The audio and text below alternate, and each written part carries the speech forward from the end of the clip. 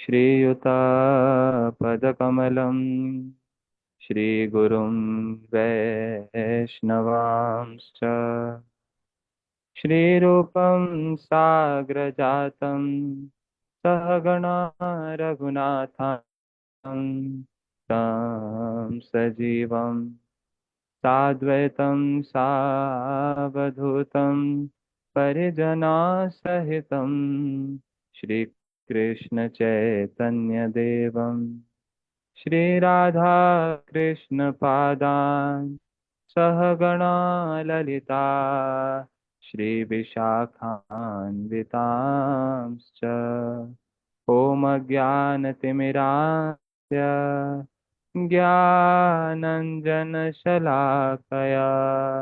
चक्षुरुन्मिलितं येन तस्मै श्रीगुरुवे नमः। नमो विष्णुपदाय राधिकाय प्रियात्मने श्रीमद्भक्तिवेदान्त नारायणीति नामिने। नमो विष्णुपादाय कृष्णप्रेष्ठाय भूतले श्रीमते भक्तिवेदान्त स्वामिनिति नामिने। वाञ्छाकल्पतरुभ्यश्च कृपासिन्धुभ्य एव च पतितानां पावनेभ्यो वैष्णवेभ्यो नमो नमः। नमो महावदन्याय कृष्णप्रेमप्रदायते कृष्णाय कृष्णचैतन्य नाम्ने गौरत्विषे नमः। हे कृष्ण करुणा सिंधु दीनबंधु जगतपते गोपेश गोपिका कांत श्री राधा कांत नमोस्तुते। सप्त कांचन गौरांगी राधे वृंदावनेश्वरी वृषभानुसुते देवी प्रणमामि हरिप्रिये। वृंदाय तुलसी देव्याय प्रियाय केशवस्य च कृष्ण भक्ति प्रदे देवी सत्यवत्यै नमो नमः। श्री कृष्ण चैतन्य प्रभु नित्यानंद श्री अद्वैत गदाधर श्रीवासादि गौर भक्त वृंदा। हरे Krishna Krishna Krishna Hare Hare Hare Ram Ram Ram Hare Hare. So since Srila Rupa Goswami's Tithi is also coming, it's just tomorrow. So I would like to sing Shiksha Ashtakam, which is actually spoken by Sri Chaitanya Mahaprabhu at different times in Chaitanya Leela. But all those beautiful shlokas were rearranged, were properly written in this form of an Ashtakam by Srila Rupa Goswami. Sri Chaitanya Mahaprabhu, he has spoken all these verses. They are originally spoken by Sri Chaitanya Mahaprabhu, but they are first given a text form in a proper document in a particular sequence. All these 8 shlokas were written by Srila Rupa Goswami. So we will try and sing this beautiful Shiksha. I'll just share the screen for everyone.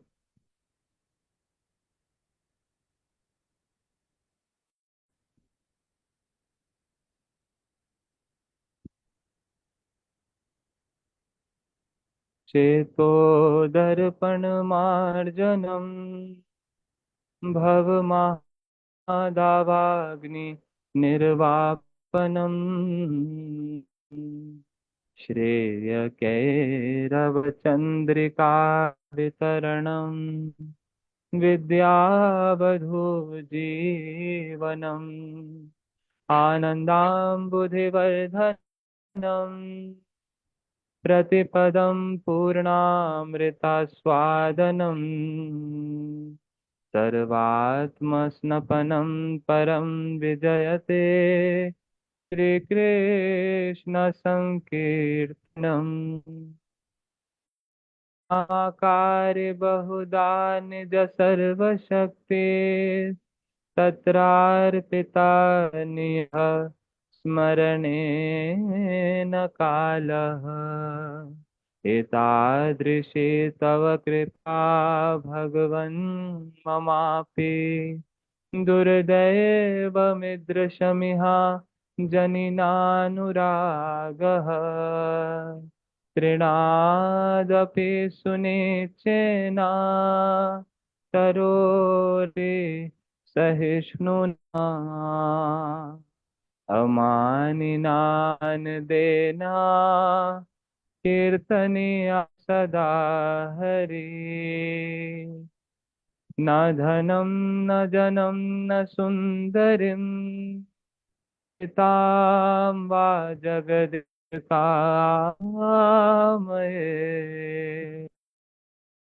मनि जन्मनीश्वरे भवताद्भक्तिरहेतु की त्वयि ऐनन्नुजकिञ्चरं पतितं मां विषमे भवाम्बुधो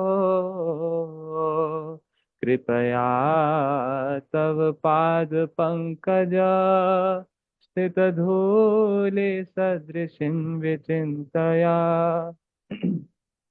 नयनं अश्रुधारय वदनं गद्गद रुद्धया गिरा पुलकैर्निचितं वपु कदा तव नाम मे भविष्यति युगायतं निमेषेण चक्षुषा प्राविशायितम् शून्यायतं जगत्सर्वं गोविन्दविरहे मे आश्लिष्य वा पादरतां पिनष्टु माम् अदर्शनान् मर्महतां करोतु वा यथा तथा वा विदुलं पटो प्राणनाथ स एव नापरः नमो महावदान्याय कृष्ण प्रेम प्रदायते कृष्णा कृष्ण चैतन्य नाम्ने गौरत्विषे नमः श्री कृष्ण चैतन्य प्रभु नित्यानंद श्री अद्वैत गदाधर श्रीवासादि गौर भक्त वृंद हरे Krishna Krishna Krishna Hare Hare Hare Ram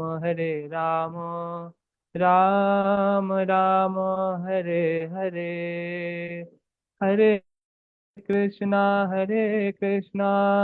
Krishna Krishna Hare Hare Hare Ram Ram Ram Hare Hare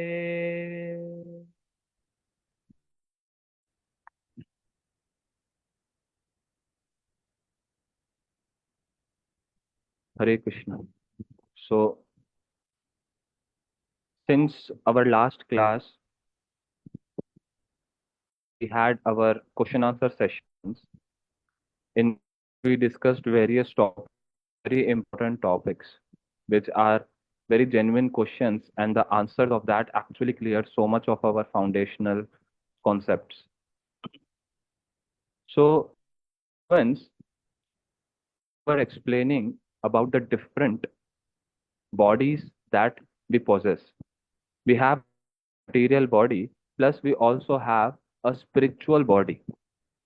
We elaborately on that point, but I wanted to give a few examples.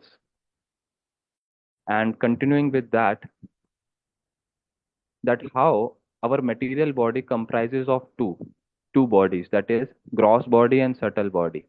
But then this soul, which is the part and parcel of the of Krishna, so this soul in itself is like a seed, and when it sprouts, when it gets proper nourishment, then this seed develops into a tree that which has beautiful branches, beautiful leaves, flowers, and fruits. So all that information is present just inside that seed form. So that soul, when we attain perfection in Krishna consciousness, then that soul develops its own spiritual body.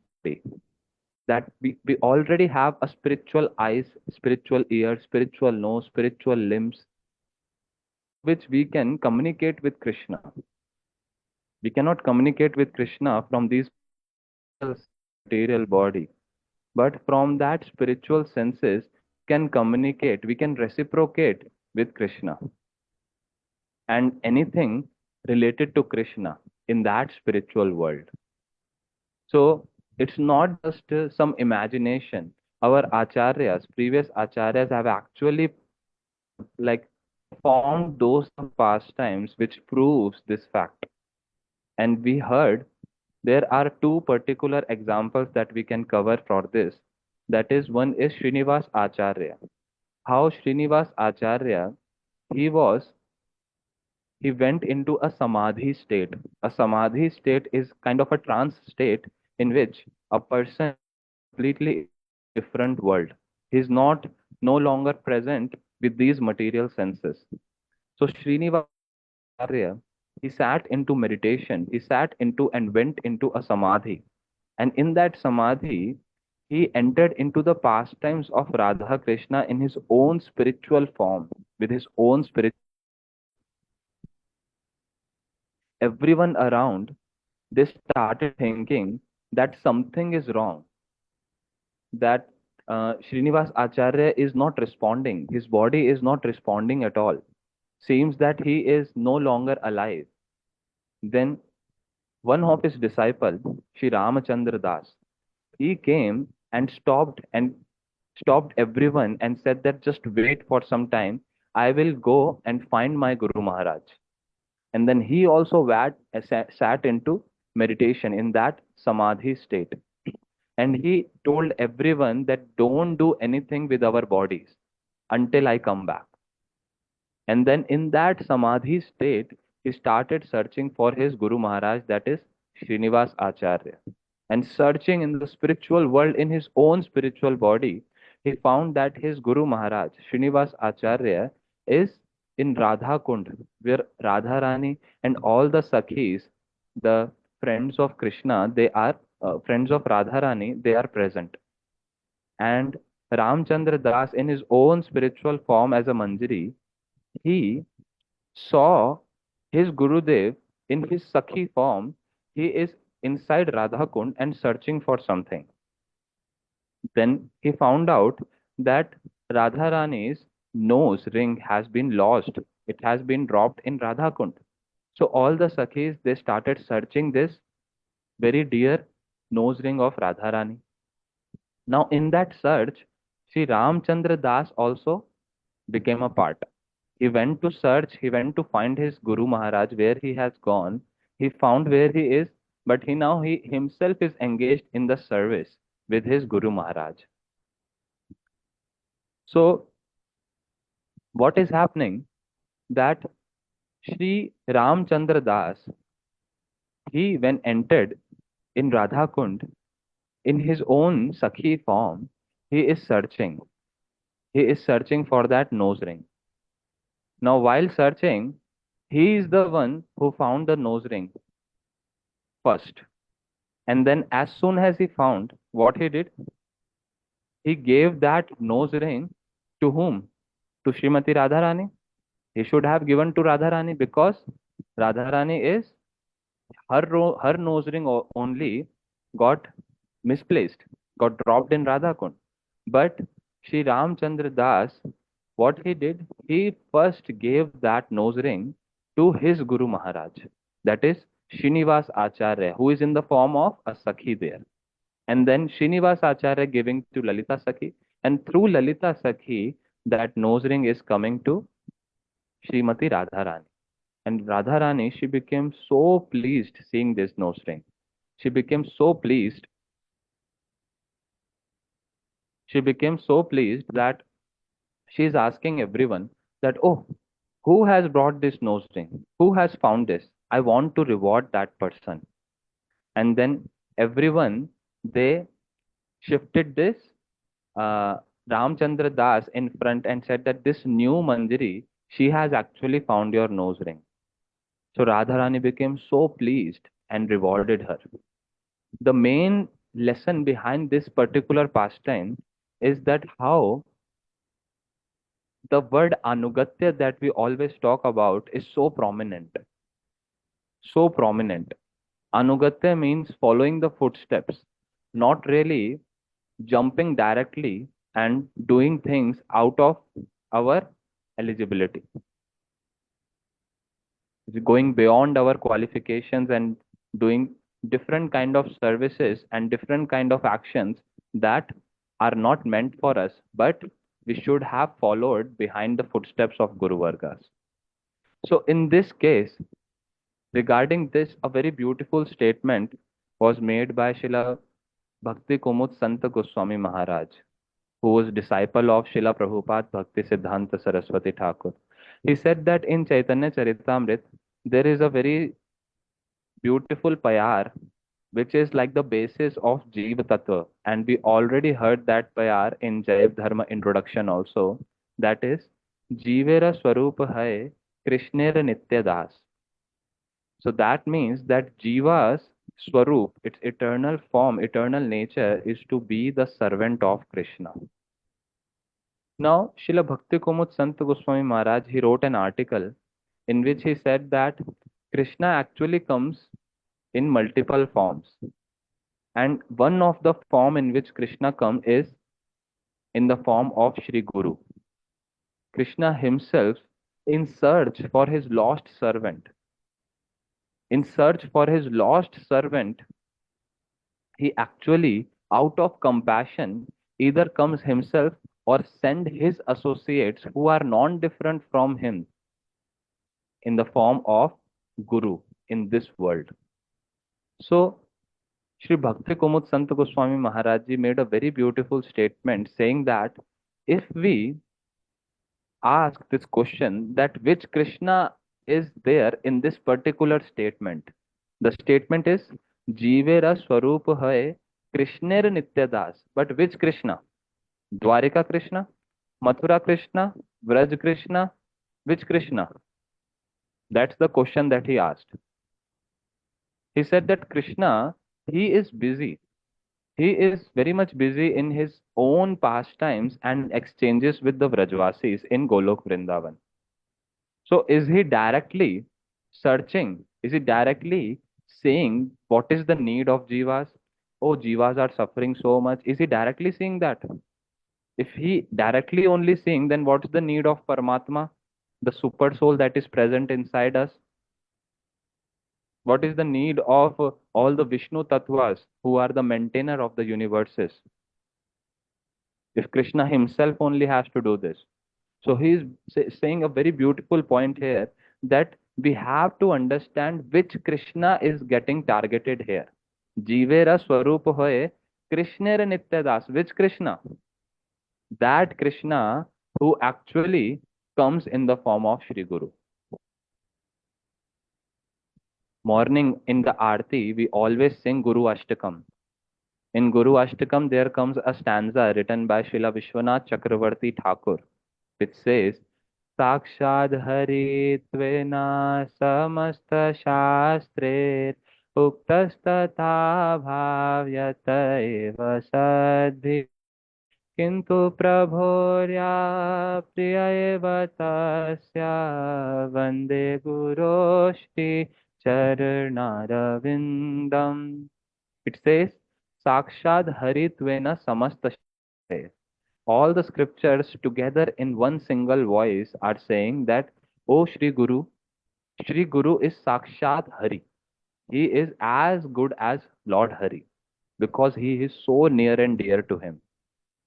So in that sequence, Srila Bhakti Komud Sant Goswami Maharaj Ji said that if we replace Krishna with Guru, it's not actually something wrong. We can seriously say this that Jivera Swarup hai Gurur Nitya Das. Why Gurur Nitya Das?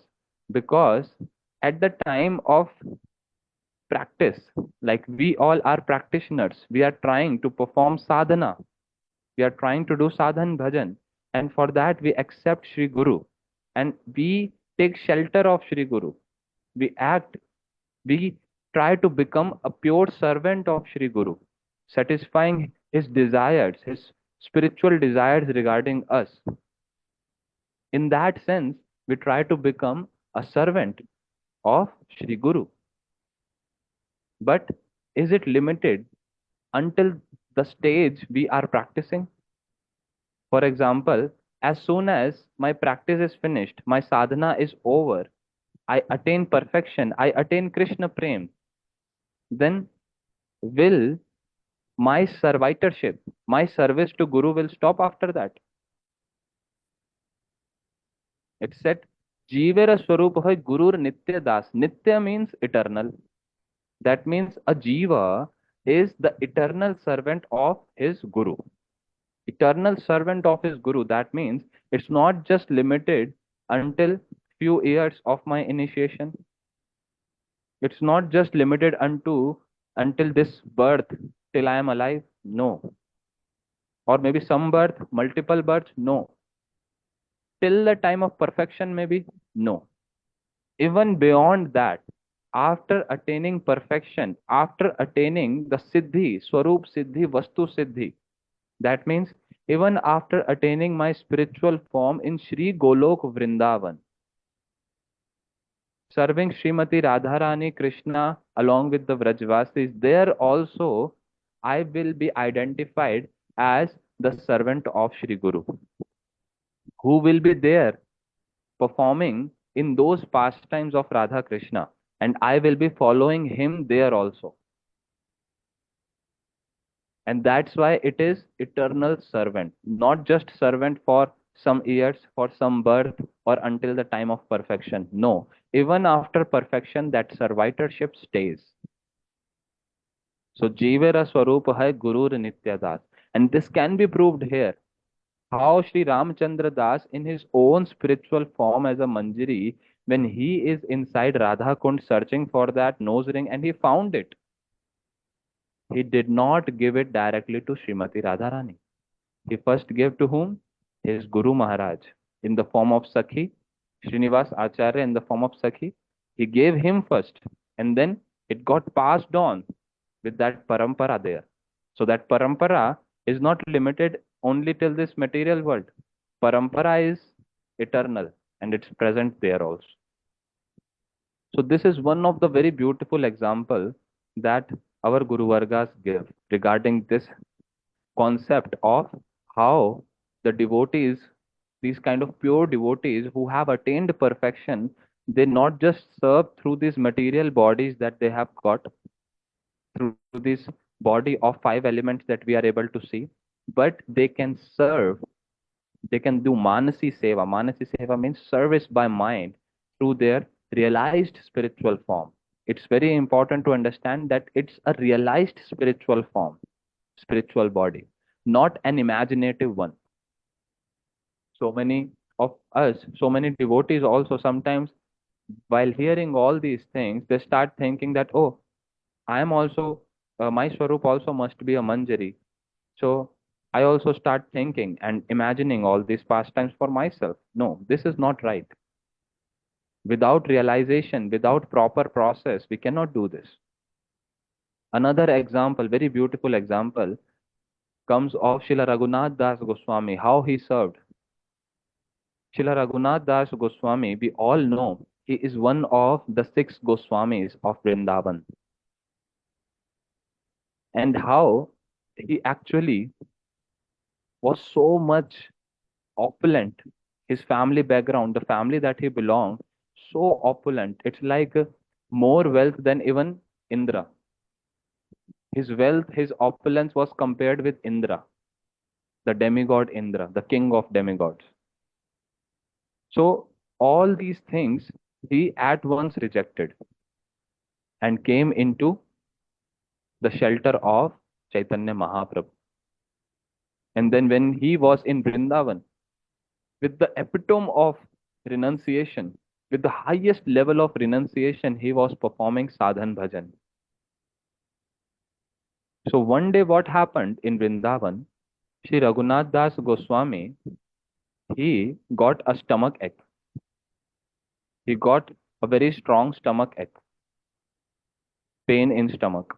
So all the Brajvasis, those who were living near him, they all called a doctor, Ayurvedic doctor. Now Ayurvedic doctors, they are very expert. They are not like even the ancient Ayurvedic doctors, they were more expert than the present ones. They can just catch your nerves here, and without any instrument, they can just tell which part, which organ inside your body is getting defective and which organ needs what kind of care, what's getting problem in the liver, in the kidney, in pancreas, whatever it is, just by catching the nerve here. So this famous ancient Ayurvedic doctor who is very knowledgeable, he came and he caught the hand of Srila Raghunath Das Goswami to check what is there, why he is having the pain in stomach. And when he checked, he got little surprised, but he said that, what did you eat last day?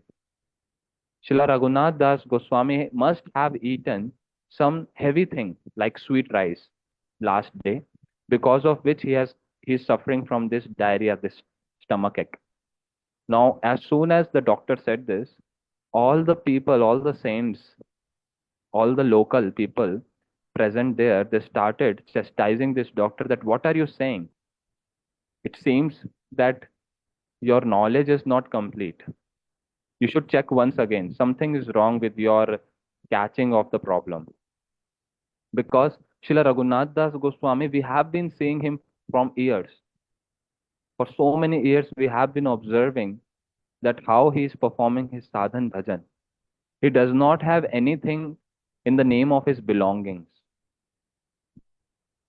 He does not have any food items, not even have any utensil to cook. And you are saying that he has cooked sweet rice and eaten that? How can you say this? This is completely false. Check it again. Now the doctor said that I am not saying this. This is what the nerves are saying. He must have surely taken something heavy like sweet rice in the last day. So when this kind of discussion was going on, Srila Raghunath Das Goswami, he was asked, and he hesitatingly, he told that yesterday Srimati Radharani and Brajendra Nandan Shri Krishna, my worshipable masters, they actually asked me for some sweet rice. So I prepared sweet rice for them and I offered to them. And that too within the mind, with my spiritual form as a manjari. He said that inside my mind only, in that spiritual form, I served Srimati Radharani and Krishna by preparing this sweet rice for them. And then whatever was left, first Krishna ate, and the remnants of Krishna were taken by Srimati Radharani. And those remnants of Srimati Radharani were taken by whom? Shri Roop Manjari. And under Shri Roop Manjari comes Shri Raghunath Das Goswami as Rati Manjari. So he said that when I took the remnants, I just took that. So because those remnants taken in that service within the spiritual form, in the mind, in that spiritual realm, so that sweet rice, it actually reflected on his this body also as Sri Raghunath Das Goswami. So how it is related? This is a great example which our Guru Vargas give. That what kind of service, what kind of intimacy was there in the service mood of these Goswami Vargas, that their activities in their mind, in that spiritual form, is reflecting on this material body also. So with these examples, we try to understand that how, what is our goal actually. We are here present in this material body, trying to fight with our anarthas, trying to perform some devotion, trying to attain that highest goal, Krishna Prem. But what to do after that? Attaining Krishna Prem means serving with love, not with this material body which is perishable. We attain that perfection in which we also will attain our spiritual form and serve accordingly.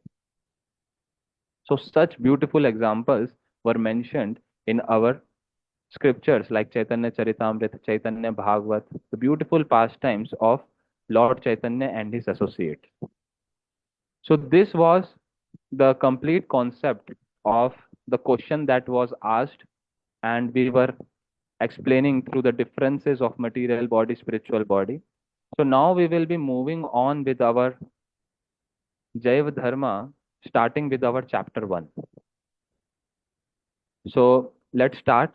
I will share the screen.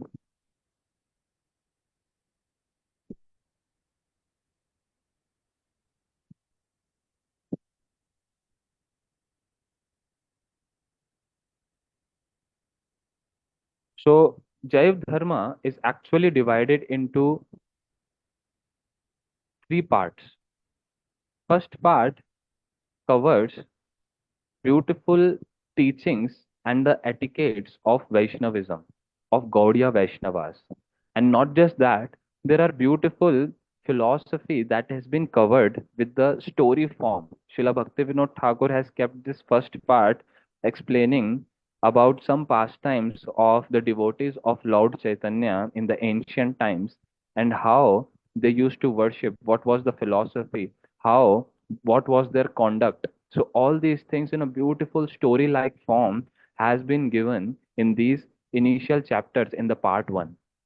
Then comes the part 2, which is more of philosophical, very much Siddhanta, so much philosophy regarding all the tattvas, Jiva Tattva, Maya Tattva, Shakti Tattva, Krishna Tattva, all these things, especially Jiva Tattva, Shakti Tattva has been covered in that.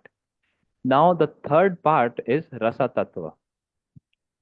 So starting with the first part and even that chapter 1 of the first part, the name of that chapter is the eternal and temporary dharmas of the jivas.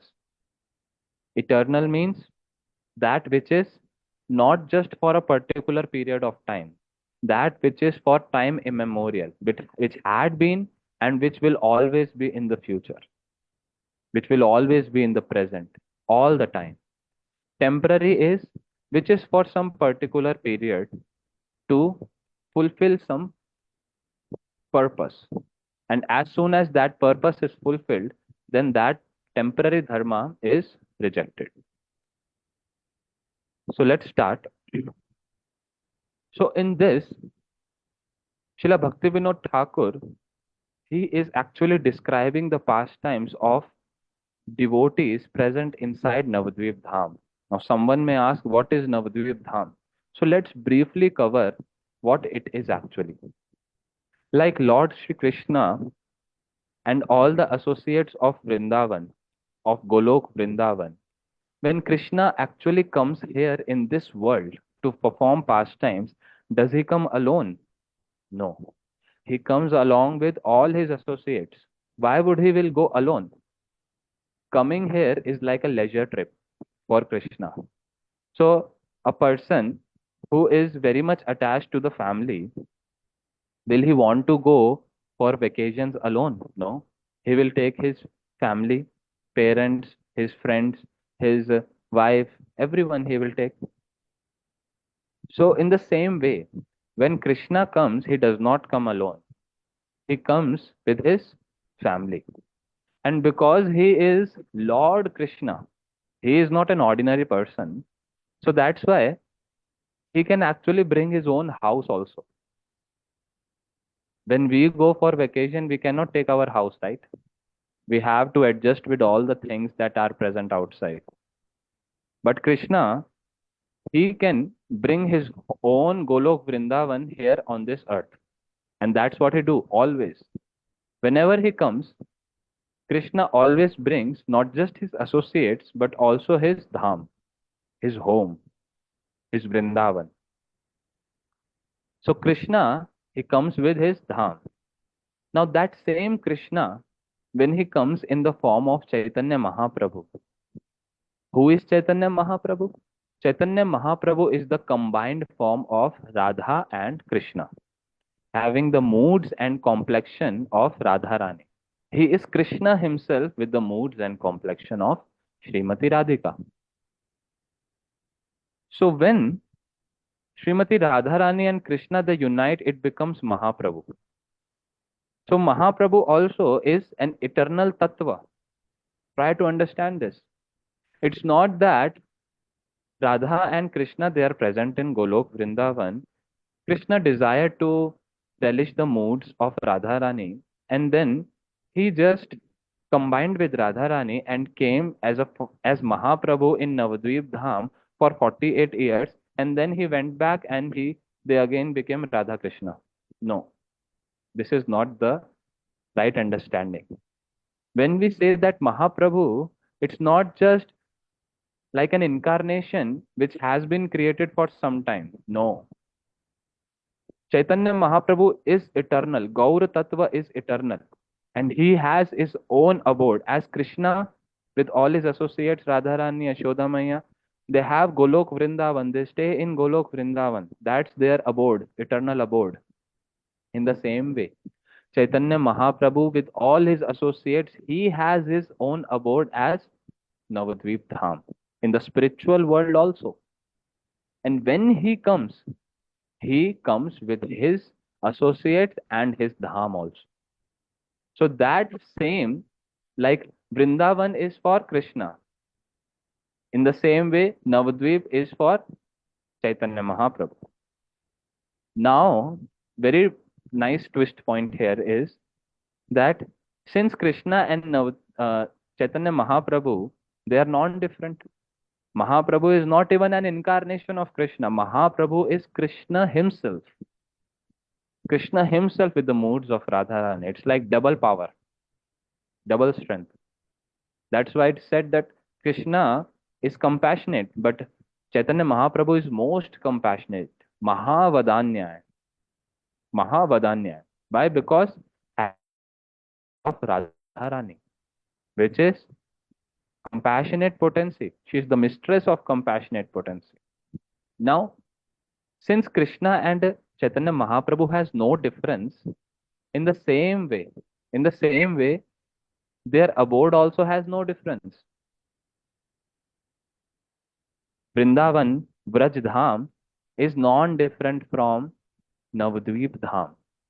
Our acharyas, they confirm this, that never differentiate between Vrindavan Dham and Navadvip Dham. What is the proof? What is the proof? The proof is given by one of the associate of Sri Chaitanya Mahaprabhu, that is whom?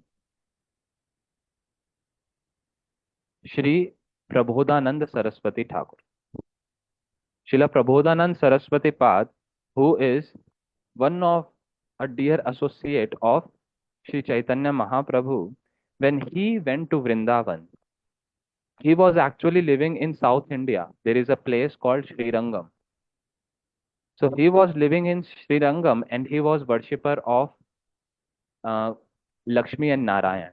Chaitanya Mahaprabhu, when he went for the South India tour, traveling and preaching in South India, there he stayed in the house of this particular Vaishnava, who was worshipper of Lakshmi Narayan. And there Mahaprabhu converted him.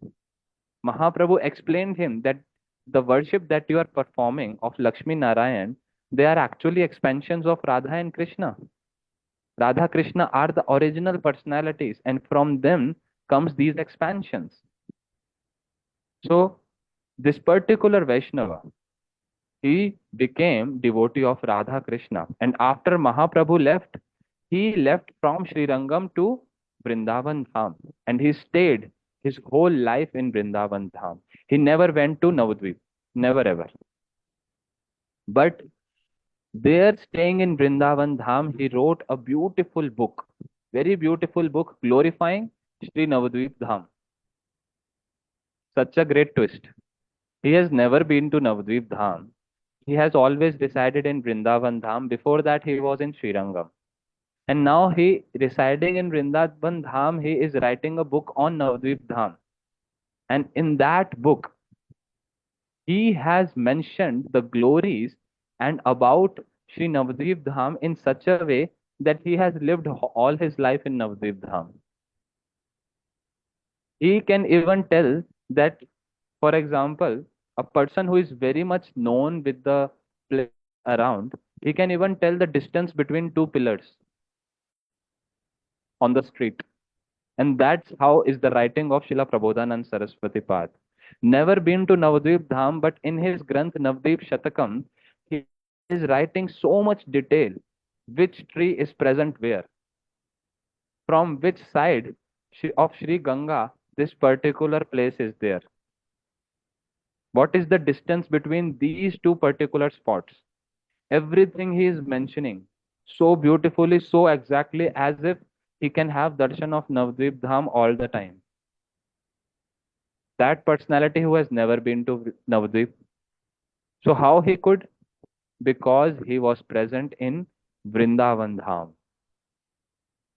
And he could have darshans of Vrindavan Dham.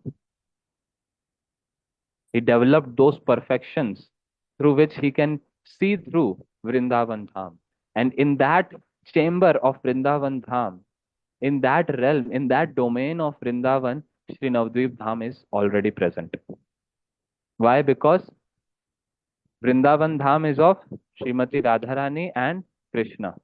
And Navadvip Dham is of both Radha Krishna in the form of Mahaprabhu. So, the difference between Navadvip Dham and Vrindavan Dham is nothing. And in the same way, another example,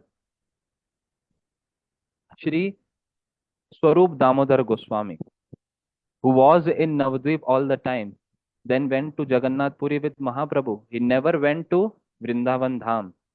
But Shri Mahaprabhu is saying that Swarup Damodar is the real Vrajvasi. Vrajvasi means the resident of Vraj, Vrindavan. So how Mahaprabhu is saying this? Is Mahaprabhu lying? No.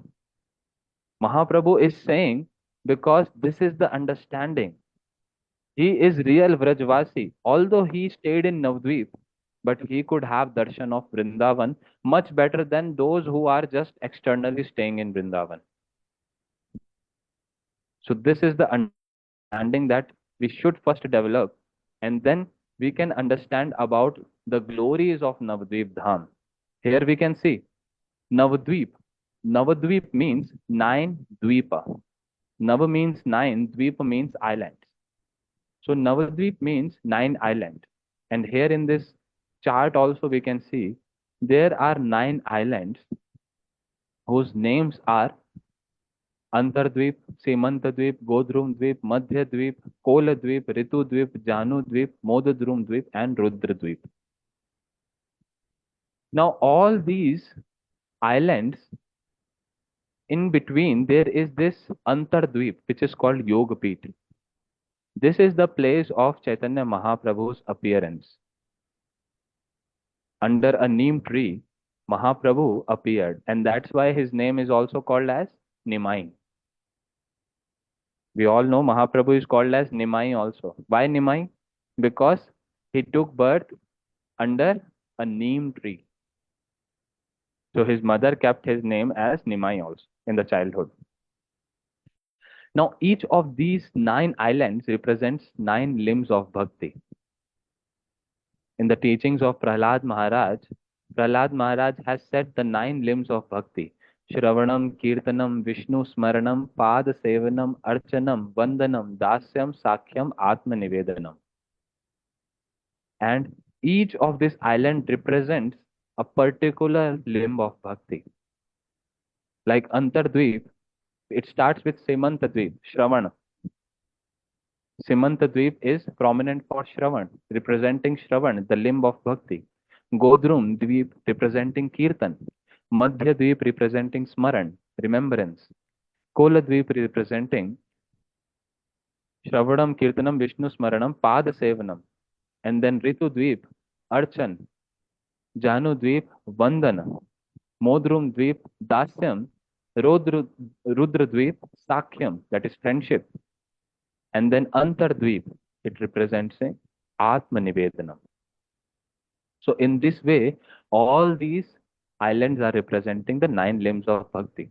So we should understand this when we talk about Navadvip, how prominent it is. What are its glories? Each island has so many different pastime places. Now, among all these, you can see in the right corner, in the green color, there is Godrum Dweep.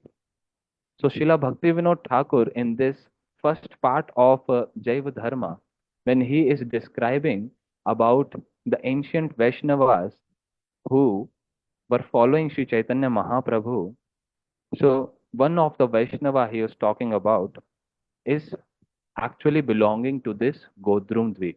He is having his bhajan kutir in this beautiful Godrum Dweep. So let's start with the understanding of what is Godrum Dweep. We can see that it was situated on the eastern bank of Ganga. Now, as we previously just discussed, that how Navadvip Dham is non-different from Vraj Dham, Vrindavan Dham. In the same way, every pastime that is present in Vrindavan, like Vamshi, Vat, Rasa Sthali, all these pastime places, they are present in Navadvip Dham also. And that's the prominence of this place. In Navadvip, we are talking about Godrum Kunj. So this Godrum Dweep is non-different from Nandagram of Vrindavan, of Vrajdham, the place of father of Krishna, Nand Baba's, Nandagram. So that is Godrum Dweep in Navadvip Dham.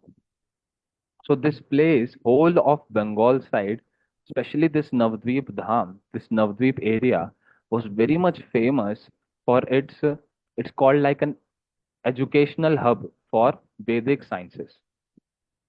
All the beautiful big debates and big scholars, ancient Vedic scholars, they all used to reside here.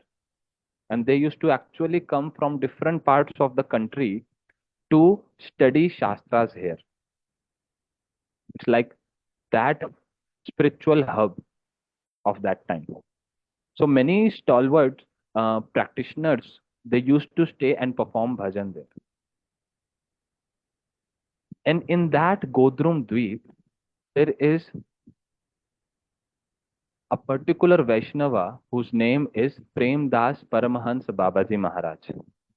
What's the name? Prem Das Babaji Maharaj, who is a Shiksha disciple of Pradyumna Brahmachari. His guru's name is Pradyumna Brahmachari.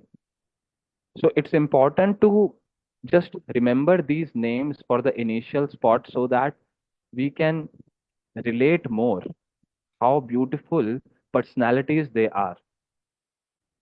We can relate with the pastimes that they have performed.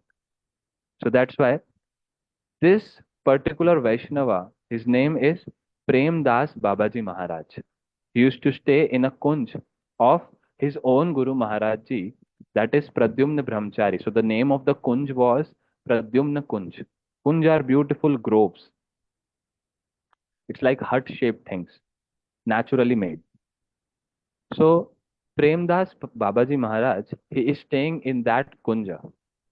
Now, one important point to understand here is the name itself. We are saying Premdas Babaji Maharaj. What is the meaning of Babaji Maharaj? In general, we all know what is Babaji.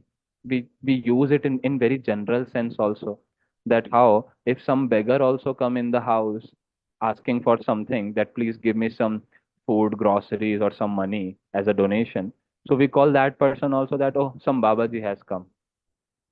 Also in Vrindavan, on the streets, we find so many different devotees, so many different personalities who are actually living very menial life, and we call them as Babajis. They are just staying across the streets or on the roadsides. Now, there are some such personalities who live there in Vrindavan but do some bad activities also, like smoking weed, doing misconducts, and them also, in general sense, we say them also as Babaji. We have to understand that this Babaji term that we are using here, that Srila Bhaktivinoda Thakur has used there, that the purest nature of that word Babaji is something very pure. Our Guru Maharaj Ji, Sripad Bhaktivedanta Siddhanta Goswami Maharaj Ji, he says this, that how particularly at this modern time, what's happening? There is happening prostitution of words. What? Prostitution of words. That means the words which are very pure and very significant in terms of spiritual life, in terms of overall um, well being or overall understanding of the absolute concepts. So, those terms are actually undergoing prostitution. That those pure words are being used in a very nonsense way, in a very low level ways. For example, this word guru in itself. These days, what happens? A person who is going into the gym also, he is saying that, oh, the trainer is my guru. The person who is learning some external, some material skills, like how to cheat, how to control others. So those who are teaching that, he is also guru. So the guru term is very deep and very strong. It's very pure, not used like this. There is difference between teacher and guru. But right now what's happening? Everything is mixed. Teacher is called as guru. Guru is only the personality who takes us towards Krishna, who develops our relationship with Krishna, who reestablishes it. So in the same way, we are talking about Babaji. So Babaji Vesh, what it is, let's understand it. Our Guru Vargas explain that there are two kinds of devotees. Two kinds of devotees. One is Gosthanandi, another is Bhajananandi. So Bhajananandi are those devotees who stay at one particular place, who don't travel much, who don't do much preaching activity. They stay at one place and they perform their devotional services. As per seeing their nature, their Guru Maharaj give them this particular instruction to stay like this as a Bhajananandi. And for that term, Bhajananandi, because when the categories are divided, so the uniform also is changed, the name also is changed, so that we can understand the difference. If the name is same, uniform is same, then a person will not understand the difference, that which school or which category the person belongs to. In the same way, to differentiate between these two kinds of devotees, Guru Vargas have divided them into two different sets. One set is of Bhajananandi, and when a person is observed that he is very much inclined for being a Bhajananandi, then the Guru gives a particular uniform, and that is called Babaji Vesh. Vesh means uniform. In that Babaji Vesh, if you must have seen some Babaji in our Sampradaya, the Babaji Maharaj. So they wear white cloth only. They don't wear saffron and they don't wear dhoti. They just apply a cloth. And then on the other side, we all know the sannyasis. They are in saffron, having saffron colored attire, the Vesh. So these sannyasis, they come in the category of Ghoshtanandi, that is second category. First category was Bhajananandi, the one who performs bhajan staying in one place, following the orders of Guru Maharaj Ji, following them, chanting his rounds and performing his devotional activities and services one place, not moving much. sometimes very rarely if he goes for preaching.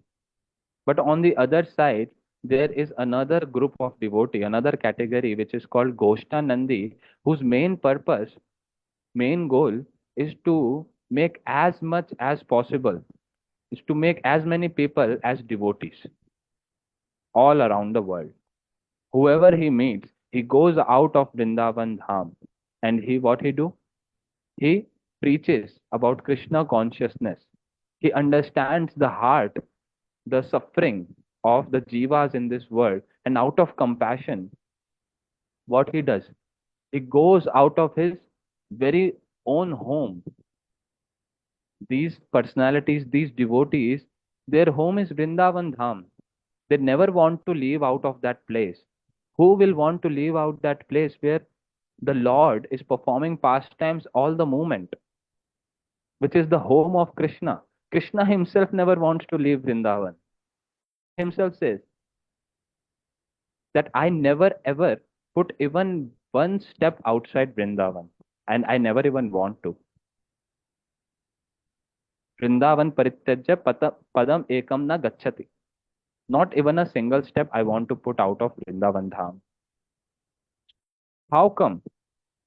These personalities, they leave that abode of Lord, they leave that their favorite place, go outside, travel to different countries, different areas, just out of compassion, to preach, to follow the orders of Chaitanya Mahaprabhu. What is the order of Chaitanya Mahaprabhu? पृथ्वीते आचे जत नगर आदि ग्राम सर्वत्र प्रचार है मोर नाम. That in every town, every village, every city, every corner of this whole world, पृथ्वीते आचे यदि नगर आदि ग्राम, be it any town, any village, सर्वत्र प्रचार है मोर नाम. Everywhere my name should be preached. My name should reach at place. And we can see right now how Chaitanya Mahaprabhu, everywhere in the whole world, there is no town, there is no village where this Hari Sankirtan, this Nam Sankirtan is not going on. We find devotees every corner of the world. So who started this? Gosthanandi. Who started this? Srila Prabhupada Bhakti Siddhanta Saraswati Thakur, who was initially what? He was initially a Bhajananandi. Took a vow to chant how many names? 100 crore names. 100 crore means how much it becomes? It's like 1000 million. That is 1 billion names. 1 billion holy names. He took a vow to chant 1 billion holy names. And for 10 years straight, 10 years straight, Srila Prabhupada Bhakti Siddhanta Saraswati Thakur, every day he chanted 192 rounds. That is 300,000 holy names. 192 rounds. And how he is living? He is doing go grass. Just eating once in a day, and that too in what way? Keeping his hands at the back. He just pours some rice on a hot rock, and that from the sunlight only the rice is cooked. And then once he will just like a cow, the way the cow eats. That's why its name is go grass. The way cow eats. How cow eats? From his mouth licking, collecting whatever food is there. So Srila Bhakti Siddhanta Saraswati Thakur, once in a day he is eating and eating like this, hands at the back, and he's going down, bending forward, eating from that rock, the rices, all that rice. And then once the face is up, face is raised, head, he will not eat again. This is how he did for 10 years. And while he was doing, he had darshan of Sri Chaitanya Mahaprabhu, who came in front of him along with all his associates and asked this, said this, that I have not sent you here to perform just your own bhajan. I have sent you here for not just performing your own bhajan, but to preach about Krishna consciousness, but to preach my name. And then Srila Prabhupada said that how can I do that? For preaching activity, there is a requirement of two types of resources. One is wealth and another is human resources. I don't have people with me and I don't even have wealth, money. How can I start preaching?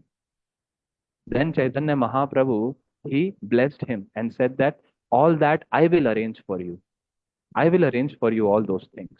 I will arrange humans, people also, and I'll arrange wealth also. You just go out and preach.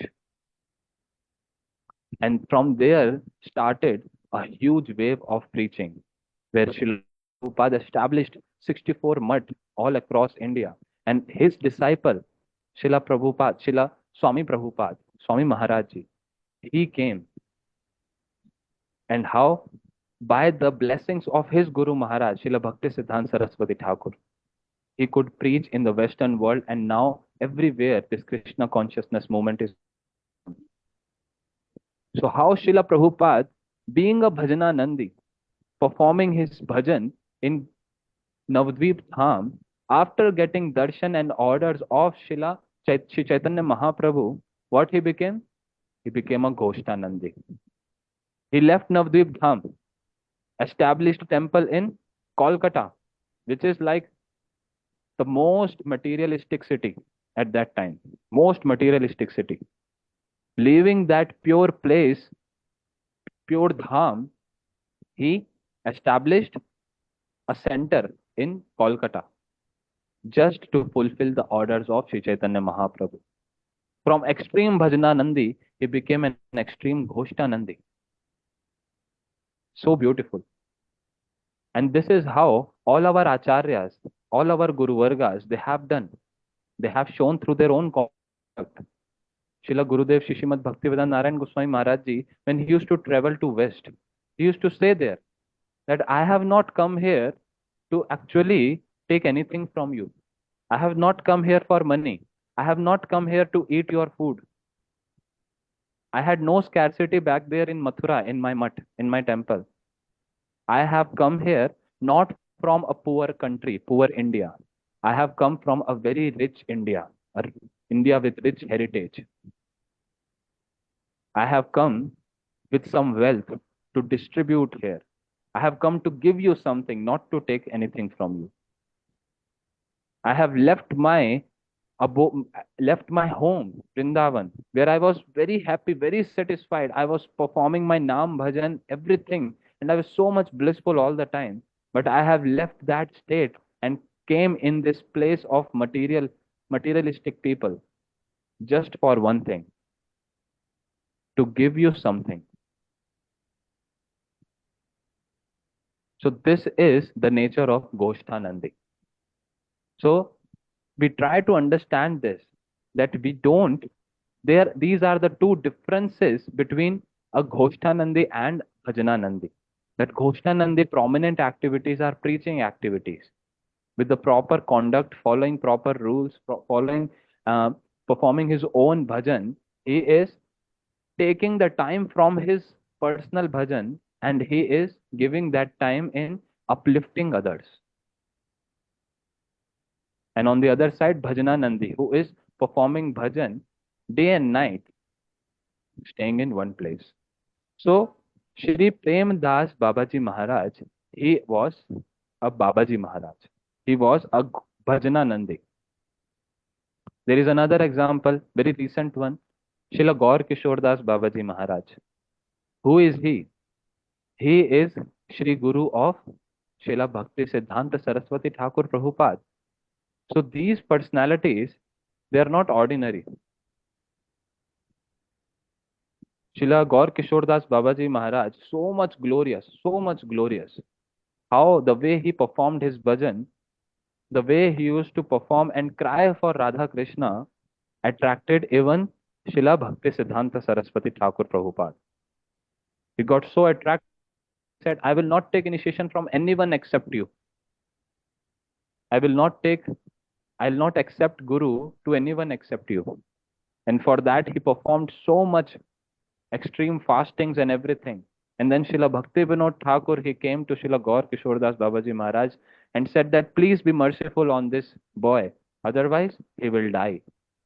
And then Srila Gaur Kishore Das Babaji Maharaj accepted Srila Prabhupada ji. When first time Srila Prabhupada went to Srila Gaur Kishore Das Babaji Maharaj, that Srila Prabhupada who is so qualified in every way, like so much intelligent, he knows so many scriptures, he is having Srila Bhaktivinoda Thakur as his father, and so much material knowledge of astrology, of Sanskrit and everything. But when he approached Srila Gaur Kishore Das Babaji Maharaj, what he said? Srila Gaur Kishore Das Babaji Maharaj said that you are not qualified to get initiation from me. At once he said this and sent him away, that you are not qualified. And Srila Prabhupada says that first time in my life, I felt such a strong thunderbolt coming on my head like this. Through their own conduct, they are explaining. So how this Babaji Vesh, it's a very high class Vesh. It's very high class thing. Not something very general that we just use it in a general sense.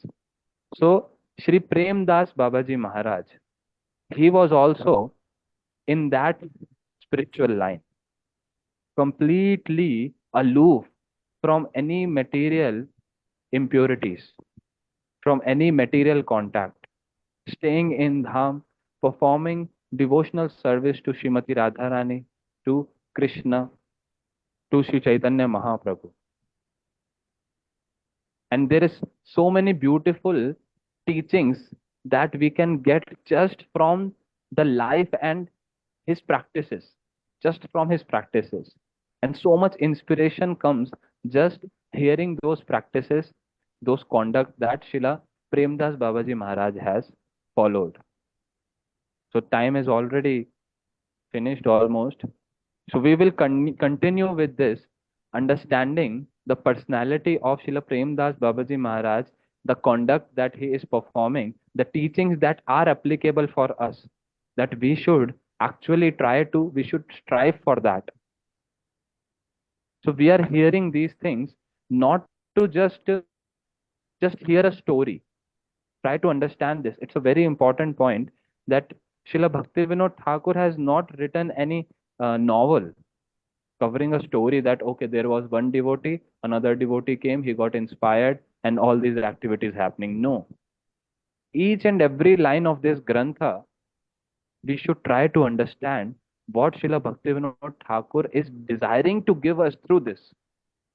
Why he has actually mentioned this particular instance of Premdas Babaji Maharaj. Why he has mentioned this particular point about him. Why? To develop some greed inside our heart. That, oh, this particular point. Oh, Shri Premdas Babaji Maharaj, this is how he chants. Is this the way of chanting? I never ever did like this. The way he is chanting with so much absorption, so much focus, so much love. I should also do this. This is an instruction for me. If we follow with this kind of attitude, then we will be able to extract much more than we will extract just by hearing the stories. Obviously, hearing the stories will be creating some sanskaras. But if we try to understand the moods of the writer of Srila Bhaktivinoda Thakur, why he has mentioned this, then we will be able to extract so much more. An intelligent person would always desire. We have so much limited time in this world, so we should try that as much as possible, with as much as good quality, we can extract these beautiful teachings and try to apply in our life. Then only it will be of real use. So Srila Premdas Babaji Maharaj, all glories to him. And in the upcoming classes, we will try to understand how beautiful dealings are there in Vaishnav culture. Sometimes we forget all these things, how to deal with Vaishnavas. Nobody actually come and teach us all these basic things, that all these minute things basically. And in these conducts that they are showing, So many small, minute details of the beauty of this Vaishnavism, the beauty of Gaudiya Vaishnavas, it gets highlighted. It's very beautiful. We'll cover this. We will continue in our next class. So, yes, tomorrow is a very beautiful and auspicious Tithi, Srila Rupa Goswami's disappearance day. So, it's a great festival tomorrow. We all also are going to Vrindavan for 2 days. We will have programs there. We'll go to Rupa Goswami's Samadhi. We'll pay pranams there and hear about his great contribution. Great contribution. Actually, today we are here discussing all these moods, discussing all these heart of Sri Chaitanya Mahaprabhu. This is actually the heart of Sri Chaitanya Mahaprabhu. So we are able to even get to know this only and only because of Srila Rupa Goswami. It is said Srila Rupa Goswami is like Nija Rupe. Nija Rupa means he is his form. He is like the Roop of Mahaprabhu. He is like the form and the personality of Mahaprabhu. Srila Gurudev, I will just end this with one example, as it is Srila Rupa Goswami's Tithi tomorrow. So we'll just try to give one small little Pushpanjali in 5 minutes. Srila Rupa Goswami, Srila Gurudev used to say that he is like flute of Chaitanya Mahaprabhu. Flute of Chaitanya Mahaprabhu. How? He said that his everything, whatever he has written, whatever he has spoken, it is actually the words of Mahaprabhu. He said that like a person who plays the flute. So the person who plays the flute, the sound that is coming out of the flute first actually came from the heart of that person. The person who is playing the flute, he is having the tune inside his head, inside his heart. And that particular tune, that particular mood, he is playing on that instrument, on that flute, and then the flute is making the sound.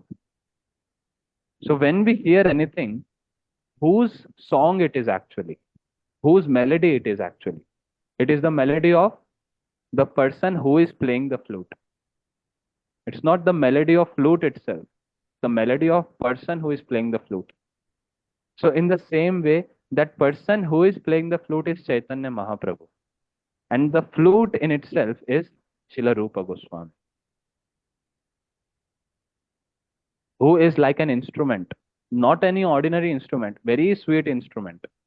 This instrument is something very extraordinary that it can perform even those things which the person who is playing the flute also cannot perform. Try to understand. For example, Krishna. Krishna plays the flute. Now, at the middle of the night, Krishna wants to call all the gopis. Krishna cannot go inside their house in the middle of the night and meet them and tell them. No, he cannot communicate like that. So what he do? Something that he cannot do, his flute can do. The flute of Krishna, the melody that Krishna makes from it, that flute can enter inside the house of each gopi, inside their bedroom, and inside their ears. And through their ears, it will enter into the heart and will carry, this flute will carry the heart of the gopis and bring it to Krishna. So that thing which Krishna also could not perform, the flute is able to perform. But it is being performed by whom? Krishna only. And that's why the difference is not there. So in the same way, Sri Chaitanya Mahaprabhu, the heart of Sri Chaitanya Mahaprabhu is Srila Rupa Goswami. The heart of Sri Chaitanya Mahaprabhu. It is said that Srila Rupa Goswami, whatever writings he has given, whatever has actually been written from his pen, from his ballpoint, every word, every letter, it is actually coming from Chaitanya Mahaprabhu. Exactly coming from Chaitanya Mahaprabhu. So his words are non-different from the words of Chaitanya Mahaprabhu. So that much closeness, that much identical nature is there between Srila Rupa Goswami and Sri Chaitanya Mahaprabhu. And that's why it has been said, Shri Chaitanya Manobhishtam Sthapitam Yena Bhutale. Srila Rupa Goswami is that personality who has established the heart of Sri Chaitanya Mahaprabhu. That thing which Sri Chaitanya Mahaprabhu himself did not give, could not give. But that thing was of Sri Chaitanya Mahaprabhu. He could not give, that's another thing. But that thing was of Sri Chaitanya Mahaprabhu. It was a property of Chaitanya Mahaprabhu that he gave through his instrument, that is Srila Rupa Goswami. Like Krishna. We just heard this example, beautiful example. Srila Gurudev, Shri Srimad Bhaktivedanta Narayan Goswami Maharaj used to give this example. That Krishna, he cannot enter into the house of gopis like this in the middle of night, but the flute can enter. So in actual, Krishna is the one calling, Krishna is the one communicating. But what is the major instrument through which he is able to, without which he will not be able to? That is flute. So such important, such powerful, the flute of Krishna is. In the same way, Srila Rupa Goswami is such a powerful associate of Sri Chaitanya Mahaprabhu, completely identical, who could understand the heart of Sri Chaitanya. So tomorrow is that Tithi. It is very important. It is very, very great, auspicious day for us. Because we all identify ourselves as Rupa Nuga. We all are the followers of Rupa Goswami. So it's a huge day for us. So let's pray at the lotus feet of all our Guru Vargas that somehow or other, at least in this lifetime, we can understand few drops of this great ocean that has been given by Srila Rupa Goswami. Just a few drops also, if we understand, then we will be able to actually make our life successful. Vancha kaltarubhyascha kripa sindhubhya vacha patitanam pavnebhyo vaishnavebhyo namo namah. Sorry for the delay.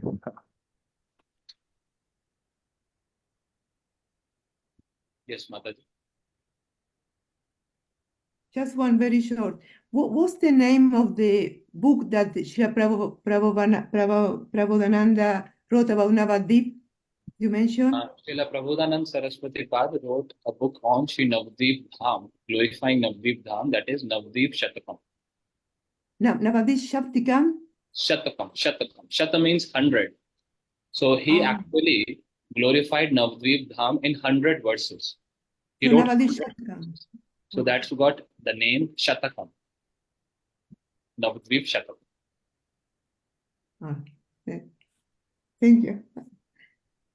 Thank you so much. Hare Krishna. Hare Krishna. Very beautiful. Very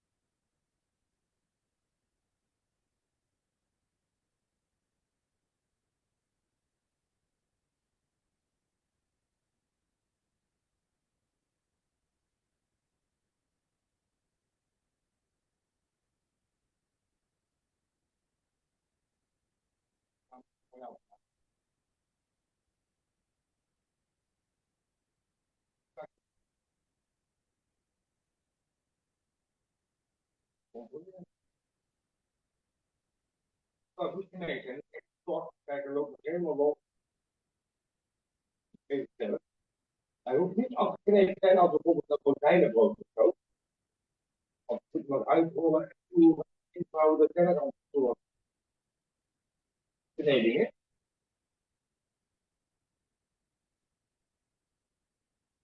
Zo, deze heeft volgens mij ook niet zo mooi vlam.